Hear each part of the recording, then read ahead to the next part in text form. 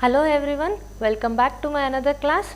In the last class we had discussed about the static memories. In the static memories we had discussed about the synchronous dynamic memory and also asynchronous dynamic RAM memories, isn't it?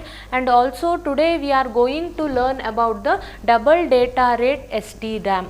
So in your synchronous DRAM, what we were doing, all the data whichever you need to go and store in your DRAM chips, it will be always synchronized using the clock signals, isn't it? So in your double data rate SDRAM, so whatever the things that we were performing in your previous SDRAMs, that is how the memory was being memory chips was been performing in order to read the data to a cell or in order to write a data to a respective cell, it was all synchronized by using the clock signals, isn't it? That is why the name was been given as synchronous dynamic RAM chip. The same way all the actions, whatever the data transfers that will be working on in your SDRAMs, that is your synchronous dynamic RAM, same way in your double data RAM also it will be working all the data transfers. But in your synchronous static RAMs, what happens, the data transfers was taken at the rising edges of the clock cycles, whereas coming on to your double data rate SDRAMs, the data transfer takes place at both the edges of the clock signals, hence the bandwidth can be doubled with respect to the transfer of data in a large amount. So that is why the name is being called it as double data rate. So the bandwidth is doubled. Why that bandwidth is got doubled? Because the data transfer that happens in your double data, it will be transferring at both the edges of the clock cycles, whereas in your synchronous dynamic static RAM, what happens, only the data transfer was happening only at the rising edges of the clock signals. So here is a picture that will be representing how the data transfers were happening at the rising edges of the clocks in your synchronous dynamic RAM chips. So in this figure you can look at that the data is transferring at the rising edges of the clock cycles. So what happens, after one clock cycle delay, the first set of data bits is placed on the data lines. So the SDRAM automatically increments the column address to access the next three set of bits in the selected row. So in the figure you can see that the whatever the data transfer that is been happening, it will be happening only at the rising edges of the clock cycles, whereas in your dynamic data rate SDRAMs that will not happen. The data transfer occurs at both the edges of the clock signals. That is why the bandwidth gets doubled and you can perform the larger burst of data can be transferred in your double data rate SDRAMs. Fine, understood. So moving on to the next topic, that is the structure of large memories. So in order to increase the size of the memories, you need to increase the number of memory chips that will be forming the memories of a system. So you can increase the size of the memory in two ways, that is by the size expansion and also the word line expansion. So coming on to your static memory system. Static memory system, that is your RAM cells, how the structure of the large memory system will be done and how you will be mapping these memory system, that will be represented in the diagram as shown here. So this is the diagram that is depicting the structure of a large memory, that is implementation of 2M into 32 memory using 512K into 8 SRAM chips. So here it is being represented, that is 512K into 8 memory chips is being allocated. So each column consisting of 4 chips which implement 1 byte position. 4 such sets provide the 2M into 32 memory. So here you will be having 4 such sets that will be making up of 2M into 32 memory cells. Fine. So each chip has a control input called as chip select, which when set to 1 enables the chip to accept the data from or place the data on its data lines. So the chip select will be responsible to write the data or read the data on their respective data lines. Fine. So next, the data outputs have tri-state buffers. So this tri-state buffer, what happens? Only the selected chip places the data on the data output line, while all the other outputs remain in the higher impedance state. Fine. So 21 address lines are required to select any 32-bit word in this 2M memory. So 21 address lines are being used to select an word in the memory of a system. Fine. So the higher order 2 bits of the addresses are decoded to determine which of the 4 chip select signal should be high, and lower 19 address bits are used to access specific byte location inside each chip of the selected row. So if you want any single chip of the selected row, you will be sending through the higher and lower order addresses. Next, the RW inputs of all the chips are tied together to provide a common read or write control lines. So these are all the things which will be making the structure of the larger memories of your static memory system. Fine. So next, moving on to your dynamic memory system. So if the larger memories are built in your dynamic memory system, so memory system, that is your dynamic memory system. So if you are creating a larger memory system using the DRAM chips, means you will be need to have that is all the DRAM chips on a single motherboard. It will be occupying more physical space, isn't it? And also in case you also need to remember that if you are need to expand the memory system in further or in future, again you need to allocate certain free space, and also you need to accumulate the write space if to the expected size. In the future, if you are needed to expand the memory system if you are using your dynamic memory system. So these are all certain constraints you will be getting while making the DRAMs for a larger memory system. So taking into the consideration, we had moved to the development of SIM and DIMM modules. What do you mean by SIM? SIM is nothing but single inline memory module, whereas DIMM is the double inline memory module. So what do you mean by SIM and DIMM? So instead of making all the memory chips to be the DRAM chips on a single motherboard, you will be using this SIM or DIMM memory modules. How these SIM or DIMM memory modules will be mounted on your memory chip means, this memory modules or these is a memory modules that will be consisting of set of memory chips that will be mounted on a separate small board, so that you can have an plug-in to with vertically with a single pin to your particular system motherboard. So instead of having the number of DRAM chips on a impacting or latching on an DRAM on the motherboard of a system, it requires more physical space. So what you will be doing, you will be mounting all the memory chips on a separate small board, and you will be plugging that board vertically to the motherboard of your system. So that is what you with this technique of making the memory modules will be called it as SIM and DIMM technique. So SIM is your single inline memory module, whereas DIMM is your double inline memory modules.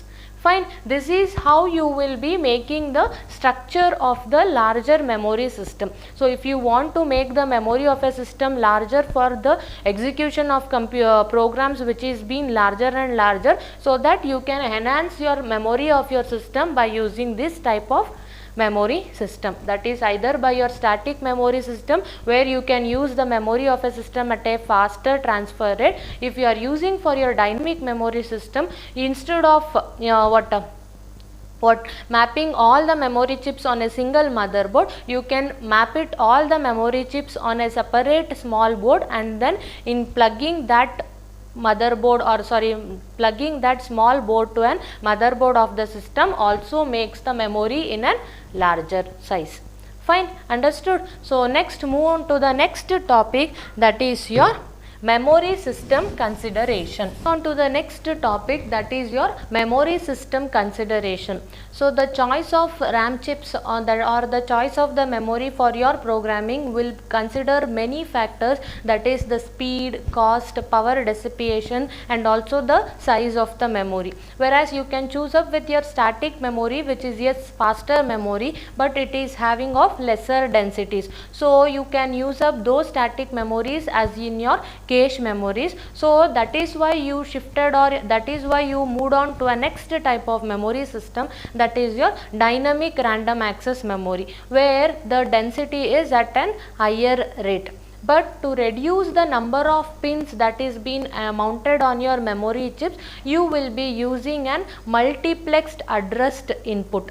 So how you will be using the multiplexed addressed input means, the higher order bits that will be selecting the complete row in a cell array will be latched on the memory chip using an RAS signals, whereas the lower order bits of the lower bit addresses of the which selects the column of an array, that also will be provided on the same addressed input using CAS signal. So this is how you will be multiplexing the addressed input to reduce the number of pins in your DRAM chips. Fine. And coming on to your memory system consideration, the processor will issues the address of all the bits at a time, but the multiplexer will be performed by the, or the multiplexing is achieved, or it is done by the memory controller.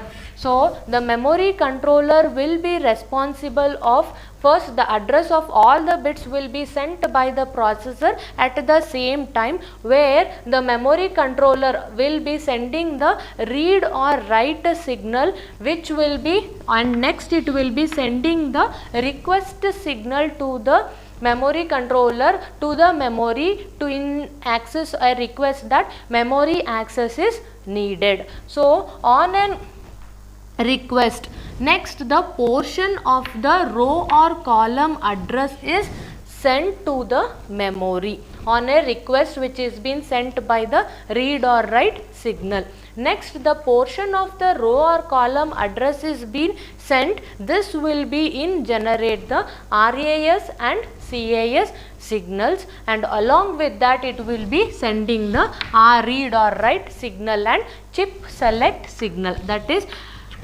is low activated chip select. So RAS and CAS will be responsible for multiplexing the addressed input. As I already told that higher order bits that will be selecting the complete row in a cell array, and the lower order bits will be selecting the column of the selected row on the same addressed input, that will be latched on the signals of RAS signal and CAS signal. Whereas RAS is nothing but an row address strobe, CAS is nothing but an column address strobe. Fine. And also the clock signals is being used if you are using an synchronous dynamic RAM chips. Fine. And the data lines is being directly connected between the memory and processor of your complete system. So the multiplexing addressed input will be performed by the memory controller. So this is the consideration you need to make in your memory of a system to achieve the DRAM memory chips in your computer system. Fine, understood? Next is your Rambus memory. As discussed earlier, the performance of the memory system will be categorized on the latency and bandwidth, isn't it? So also you will be measuring the performance of your memory system based on the speed of the memory as well as the width speed of the bus. So in order to increase the performance of the system, you need to make the bus size or width of the bus in a larger size. So an alternative technique that is need to be found out in order is used to have a narrow bus at a faster speed will be called it as, or the thing which will be the technique that is being used to increase the width or the narrow bus to make the memory performance faster, that was being designed by an Rambus Inc. So the technique will be called it as your Rambus memory. So how this Rambus memory will be working? This is working on a special technique called as differential signaling.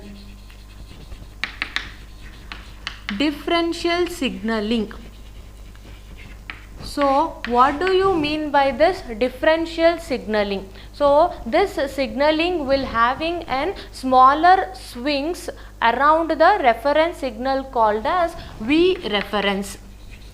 So you will be having a V reference of 2 volts means then you will be generating the 2 logic values that is being represented by consider if V reference is of 2 volts, then you will be generating of 2 logic values by 0.3 volts above and below the V reference.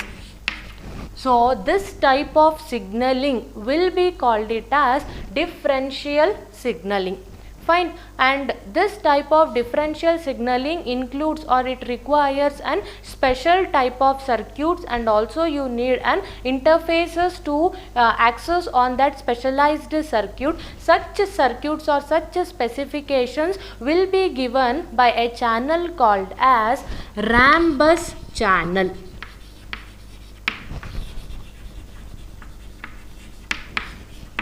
So this Rambus channel is responsible for providing the differential signaling circuit, that is a specialized circuit, and also it provides an interface to an specialized circuit using a channel called as Rambus channel. So the whatever the communications you will be making, that will be at an faster rate. Fine. So in your Rambus channels you will be carrying out of 3 types of packets or 3 types of requests. That is, the very first packet is your request, and the second one is your acknowledgement, and the last one is your data.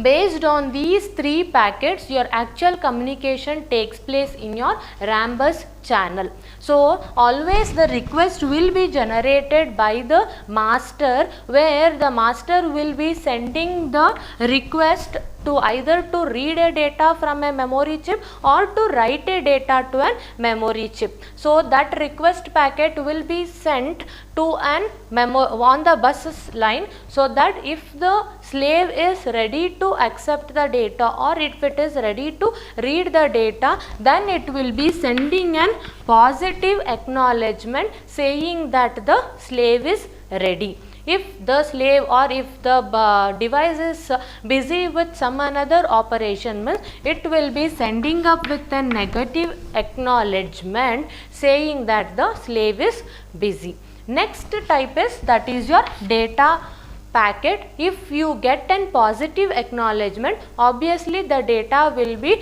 transferred. Either the data will be read from your memory chip or the data will be written to a particular selected memory chip of your memory system. Fine. This is how the working operations takes place in your Rambus channel using your differential signaling technique. In your differential signaling technique, you will be having an reference voltage. To that reference voltage, you will be making the 2 logic signals above and below the V reference. So this type of making the signal swings, that is smaller swings around the V references. You will be having smaller swings around the V reference, means you will be keeping one voltage level as your reference voltage, and based on those voltage you will be having the smaller swing voltages. This type of signaling you will be called it as differential signaling, and this technique will be used for your RAM bus channel, where you will be using the narrow bus structure in order to make the faster memory performance. Fine, understood? Next, coming on to the next type of memory, that is read only memory. So what do you, till now whatever we discussed, that is all about the RAM memories. In the very first class we had discussed, isn't it? So your memory system is being divided into two types, that is your RAM as well as your ROM. Again, till now we had discussed all the variations of RAM, that is the static RAMs and also the dynamic RAMs. In static RAM we have how the memories can, data can be stored in the cells of the memory chip, and also coming on to your dynamic RAM. Again, in your dynamic RAM you had two ways or two variations, that is your synchronous and asynchronous. These are all the things that we had discussed in your previous sections, isn't it? In today's class we are moving on to the next main type of your memory system, that is your read only memory. As the name itself indicating, the only operation that you can make it in your memory system is read. So whatever the data which is present in the memory is permanently stored. So only that you can make only the read operations from the memory system, whereas the write operation is prohibited.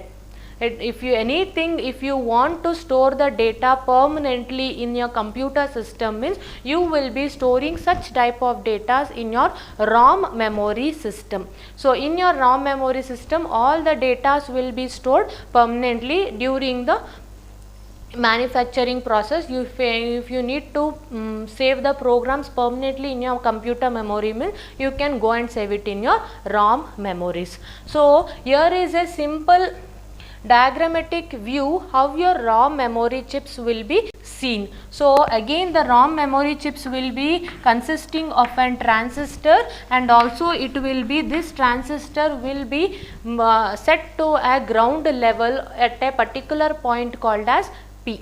Fine. So the transistor will be acting as an switch, and the bit lines will be connected to the power supply. Whenever you want to read a state of this cell, means the word lines get activated, and the voltage levels will, the value that will be set in the voltages of the bit line will be taking the appropriate value of the particular cell.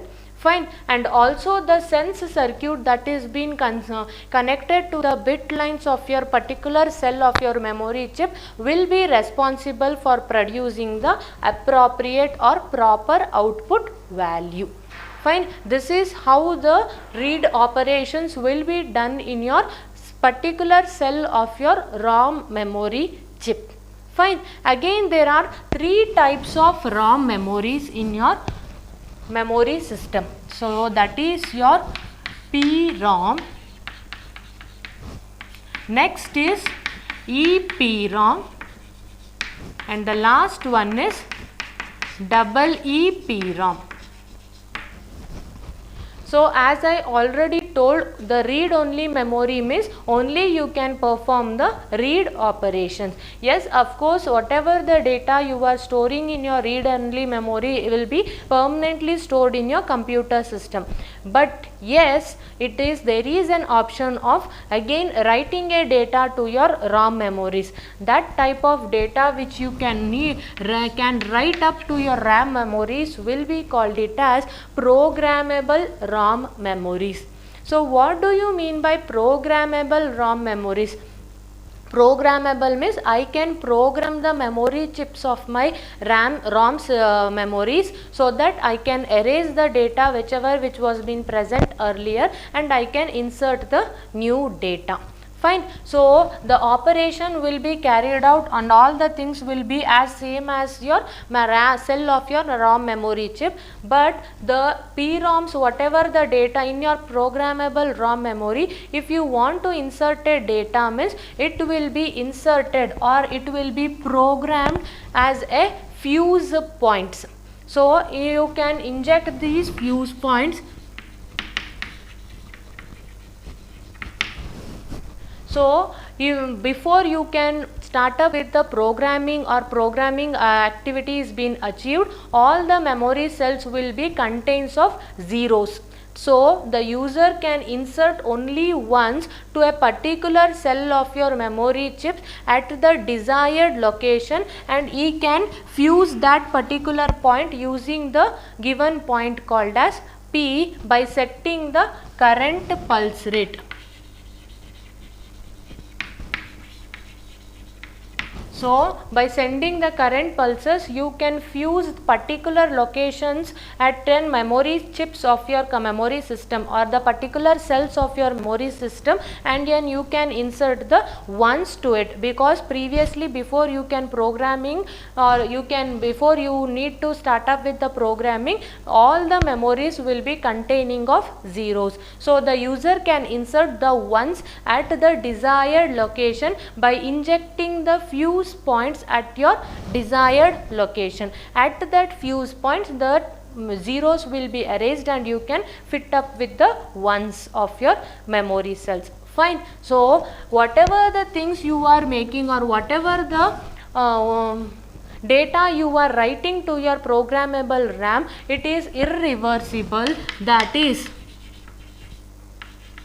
you can achieve it only once. So whatever the data you are changing, you can modify it only once. That is why it is called as programmable ROM. So write option is not allowed in your ROM memories itself, but again still you are allowed to write the or you are allowed to modify the data in your PROM, so that modifications can be done only once at a time. So such type of memory will be called it as programmable random read only memories. Fine. So the next variation of ROM is erasable reprogrammable ROM.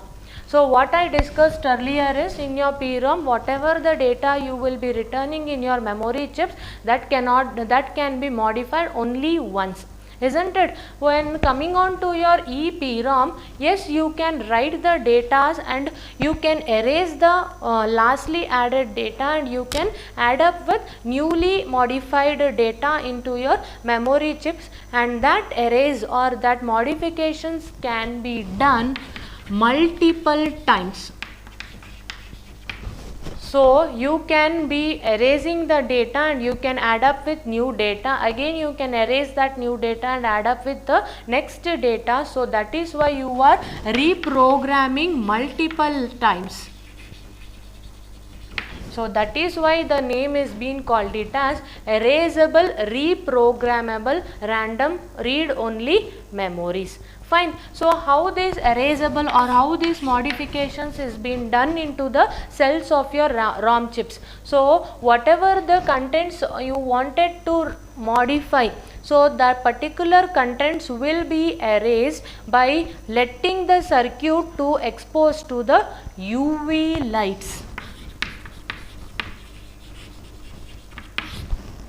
So the circuit will be physically removed from the motherboard and it will be exposed to the UV light. So the contents whichever written in your ROM chips will be get erased, and then you can modify or then you can insert the new data at a particular desired locations where you can do it. Fine. So but the disadvantage which you can see in your EPROM, the advantage is in your PROM, if once it has been modified, you cannot change it again, whereas this can happen in your EPROM. You can modify multiple times, but the disadvantage is that whatever the modifications you need to do any times means each time you need to remove physically the circuit out of the board, and next you need to expose the circuit to your UV lights to perform your erase operation. So this will be one of the disadvantage that you find across in your EPROM, and so that you moved on to the next type of variation,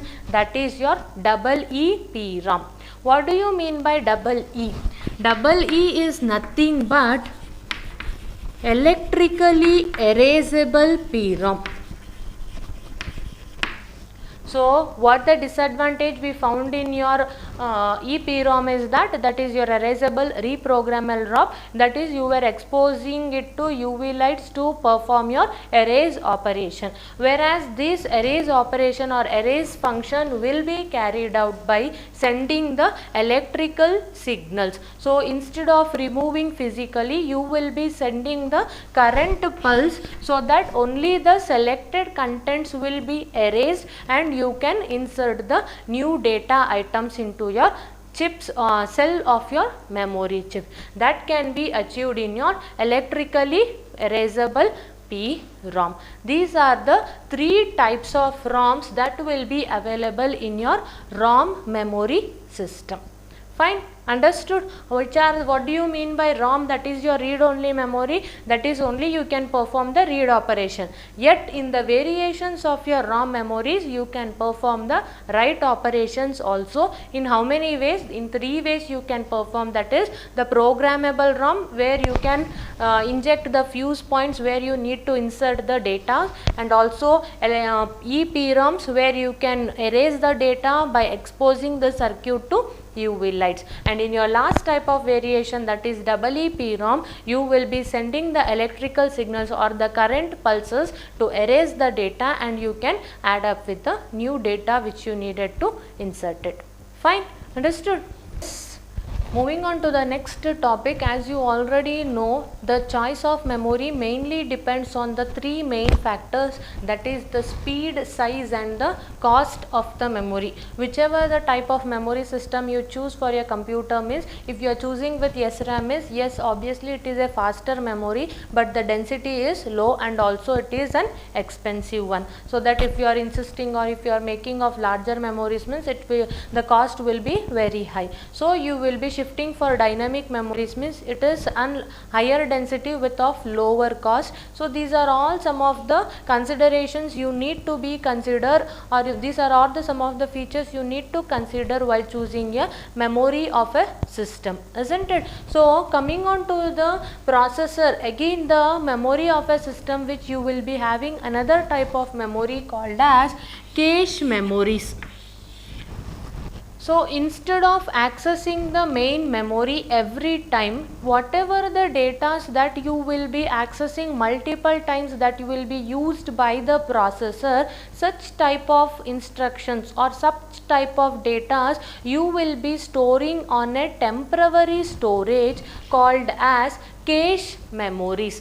So whatever the cache memories you will be using, that will be increasing the size of the memory as well as the speed and cost also will be used. That is increasing the speed of the memory will be increased. How? Because instead of each time accessing from the main memory, whatever the data or instructions which will be used multiple times by the processor or by the registers of the processor means you will be storing such contents in a smaller temporary memory called as cache memories.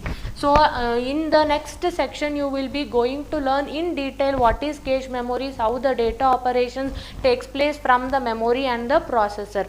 And now until now you get to know about is the cache memory is a temporary memory where you will be storing the data which will be used multiple times by the processor. So again you will be dividing the cache memories in two types, that is your primary cache and your secondary cache. So your all the total cache memories completely cannot be fitted into your processor. So what you will be doing, you will be dividing that cache memory also in two divisions, that is your primary cache and secondary cache, and you will be latching, or you will be imported the primary cache inside the processor itself.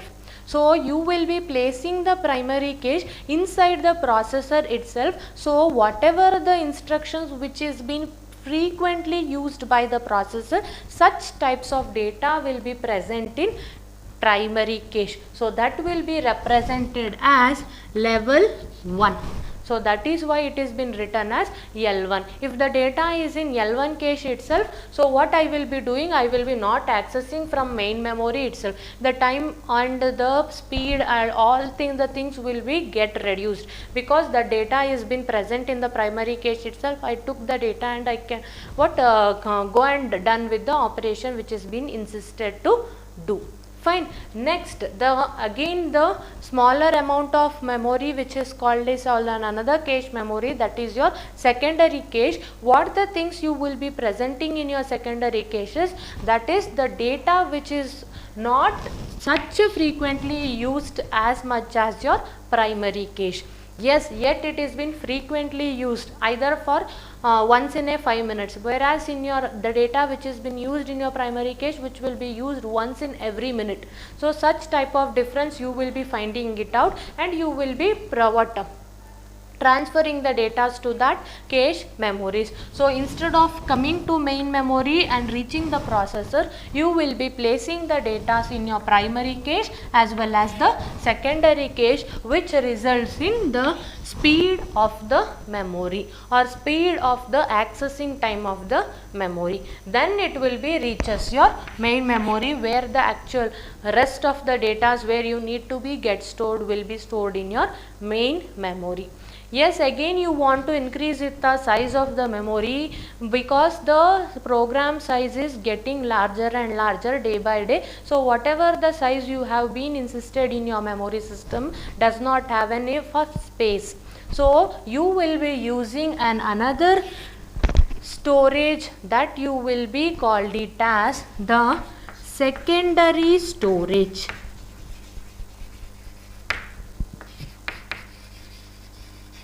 This secondary storage can be of magnetic disk or optical disk or CD drives or DVD drives, anything that can be stored in your secondary drives, where the data which not been used very frequently, or where the data will not be used very commonly, such types of data will be moved to the secondary memory. If in case if you need that data in your operation, means yes, the processor calls that data from search for the data very firstly in your caches and then coming to your main memory. If not, then move on to the secondary memory. By this you can increase the size of the memory, whereas the speed will be gets reduced. As the size of the memory gets increases, obviously the speed get decreases, isn't it? In order to increase the speed, that also cope up with the size means, so that's why you have implemented with the cache memories. If you are using frequently the data, means if you present that in your primary cache and secondary cache, the access time of your memory will be gets reduced, so that the speed can be increased. This is how the speed, size and cost consideration of your memory system is being done.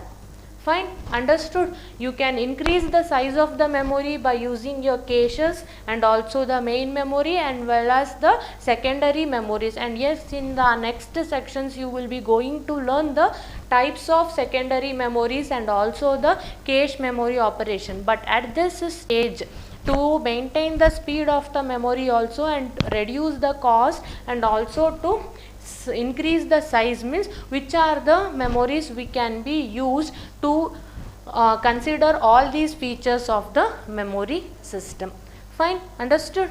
Yes, we shall continue up in the next class. Thank you.